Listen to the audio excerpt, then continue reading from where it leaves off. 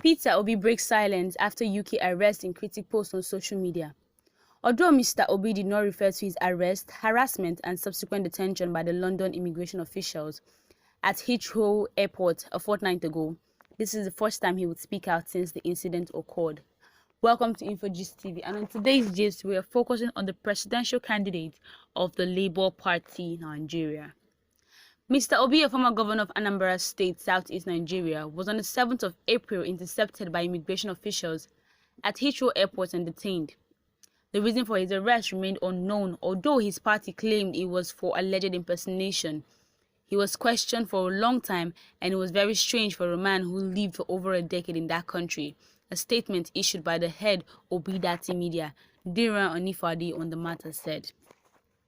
Despite the lingering unsustained claims that Mr. Peter Obi was deported from the UK after allegedly breaching British government laws, it is still unclear if he still possesses a valid UK visa at the moment. The statement did not, however, contain details on Mr. Obi's arrest and his subsequent release before returning to the country. But the UK government and the Labour Party are yet to give detailed clarification on Mr. Obi's offences, when and how he was released, the condition upon which he was released, the current status of his case against him, and other related issues. While details of the LP presidential candidate's ordeal are yet to be known and still sketchy, independent requests forwarded to the UK government through his Home Office in this newspaper were not properly attended to. Amidst his London ordeal, Labour Party's presidential candidate Peter Obi on Tuesday said he will never knowingly break the law and that he is committed to challenging the 25th February election outcome. Although Mr. Obi did not make reference to his arrest and subsequent detention by the UK immigration officials, this is the first time he spoke out since the incident. He said, "Sometimes as humans, we make mistakes, but I will never knowingly break any law," Mr. Obi said in a series of tweets posted on his official Twitter handle on Tuesday. He also added that he is not afraid of the lies and propaganda against his person. He said, and I quote, "Sometimes as humans we make mistakes, but I will never knowingly break any law. I am therefore not afraid of the lies and propaganda against my person. They are part of the journey to a new Nigeria." Peter Obi. The Labour Party's presidential flag bearer said the millions of Nigerians who voted for him did not just cast their votes, but they invested their hopes in him and they deserve justice, adding, "So we must state till the cause is found." Among his numerous ideas for Nigeria, poverty alleviations were part of them.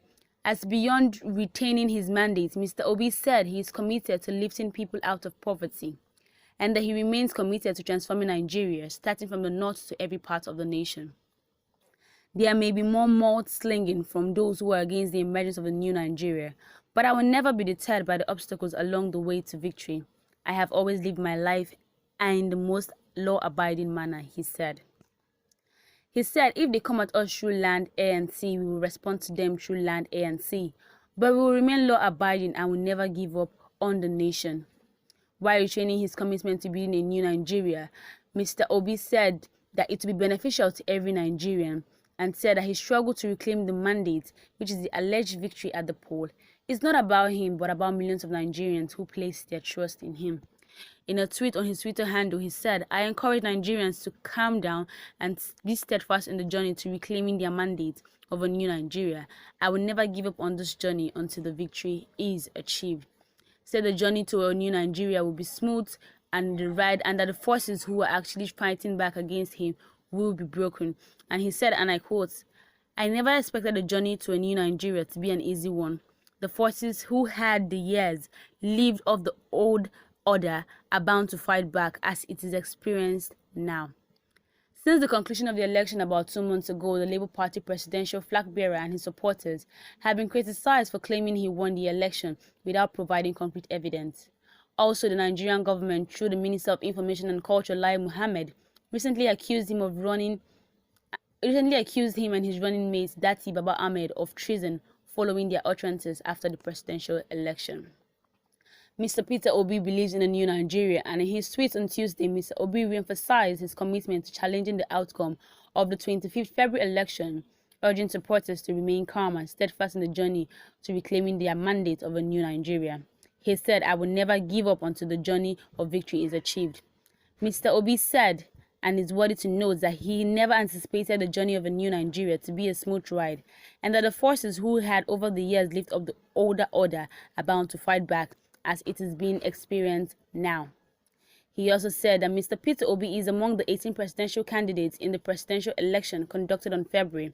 He came third in the election, but he and Atiku Abubakar of the People's Democratic Party, who came second, are challenging the victory of the President-elect Bola Ahmed Tinubu of the ruling All Progressive Congress.